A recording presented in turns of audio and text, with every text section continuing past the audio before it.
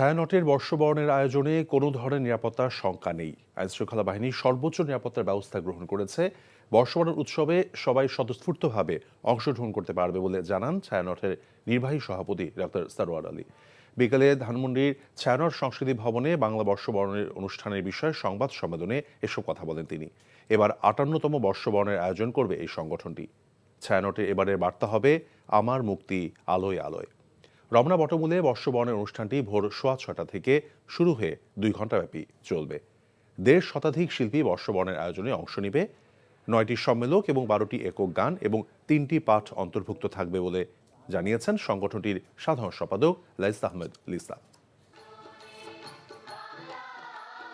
নিরাপত্তা দেওয়ার ব্যাপার সেটি তারা দিচ্ছেন এবং আমরা নাগরিকজনকে আশ্বস্ত করতে চাই প্রতিবারের মতো নির্বিঘ্নে নববর্ষের আয়োজন